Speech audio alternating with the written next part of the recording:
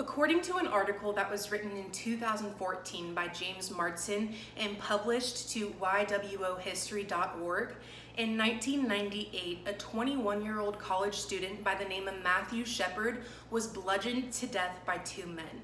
His murderers, Aaron McKinney and Russell Henderson, struck him over the head repeatedly with a .357 caliber Smith & Wesson pistol, tied him up with clothes wire, and left him to die.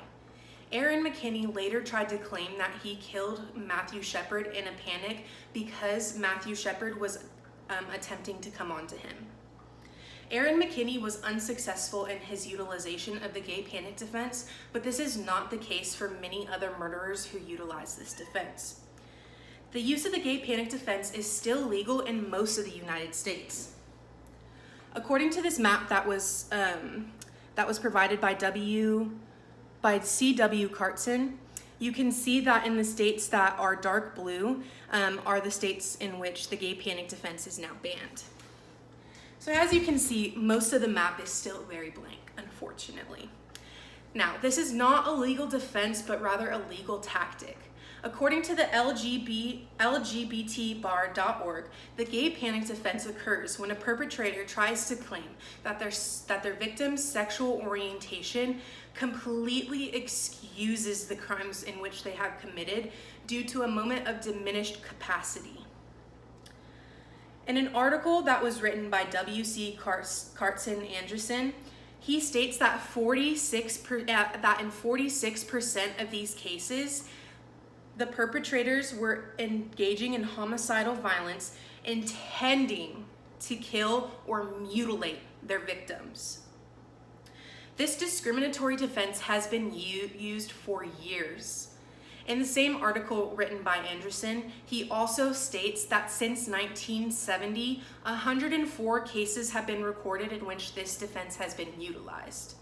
For example, in an article that was posted by Cleve R. Woodson to the Washington Post, he states that in 2018, James Miller stabbed his neighbor Daniel Spencer to death simply because Daniel was trying to come on to him. Now, he only received 10 years probation for murdering his gay neighbor. Despite being banned in a few states, the gay panic defense continues to be an ongoing issue. Without the gay panic defense, individuals who choose to murder members of the LGBTQ+ community will no longer be able to blame their crimes on their victim's sexual orientation. Banning the gay panic defense in all 50 states would ensure that the LGBTQ+ community that are heinously murdered get the justice in which they deserve. In the previous article that I mentioned that was written by Anderson, in about 1/3 of these cases, charges are either reduced or dropped. According to Devin Patel, who wrote part of Volume 6 in the Journal of Legislation, she states that banning the gay panic defense would no longer make the LGBTQ+ community feel as though they are unworthy of protection and justice that are provided to the rest of society. When the gay panic defense is finally banned at a federal level, it will send a strong message to American citizens. Patel also states that homosexuals in this country will no longer have to fear that simply being homosexual or coming out as homosexual can provide a societal sanction for violence against them. As she puts it, any reasonable person will never murder an individual simply due to their sexual orientation. People do not deserve to keep senselessly dying and not getting the justice they so rightfully deserve simply because of their affiliation with the LGBTQ+ community. Banning the gay panic defense would no longer allow perpetrators to use a tactic in which appeals to irrational fears and hatred towards the LGBTQ+ community. Individuals who live in states where this legal tactic is not yet banned can murder somebody and get a reduced sentence simply because their victim identifies as gay or transsexual. The LGBTQ+ community already lives in constant fear of hate crimes, and not banning the use of the gay panic defense would only add to the fear and the stress they already experience in their everyday lives. Members of the LGBTQ plus community deserve to not only be treated as equals in everyday life, but also in the courtroom.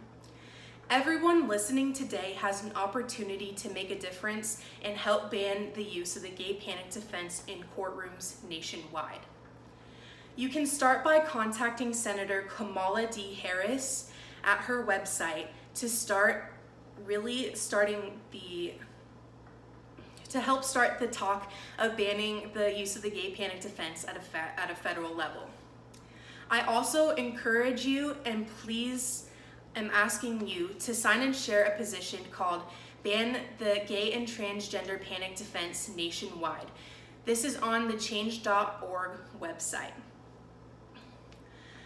If you were to sign this and share this, it would really help to spread the word to help end this senseless legal tactic in all of the United States. Thank you for listening, and I hope you enjoyed.